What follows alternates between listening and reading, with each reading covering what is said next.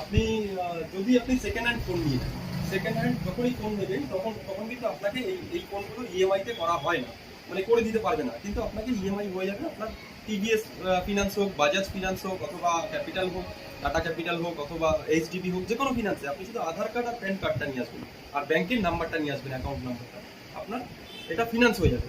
নতুন ফোনের ক্ষেত্রে তো হবেই, সেকেন্ড হ্যান্ড ফোনের ক্ষেত্রেও ফিনান্স হয়ে যাবে, কিন্তু ফিনান্সের সামান্য কিছু চার্জ করে, সেটাও এখনো বলে দিলাম, হয়তো আপনি আসার পরে বলবেন যে এটা বলিনি।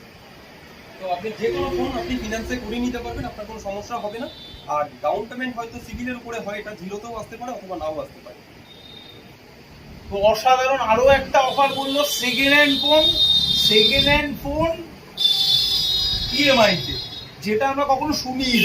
সেকেন্ড হ্যান্ড ফোন ইএমআই তে সর্বপ্রথম সেন মোবাইলে, হৃদয়পুরের বুকে সেন মোবাইলে সর্বপ্রথম সেকেন্ড হ্যান্ড ফোন ইএমআই তে 6,000 টাকা থেকে শুরু করে 10,000 টাকা, 12,000 টাকা, 15,000 টাকার সমস্ত রকমের ফোন আপনারা ইএমআই তে নিতে পারবেন শুধুমাত্র সেন মোবাইলে, অভিজিৎদার হাত ধরে। তো আজ আমরা এই আমাদের স্টক আপডেট করলাম।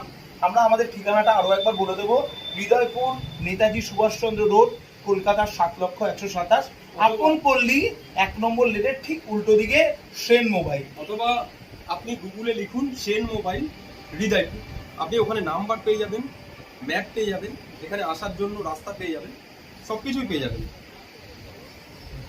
আচ্ছা, তাহলে আজকের জন্য গুড বাই, ভালো থাকবেন সবাই।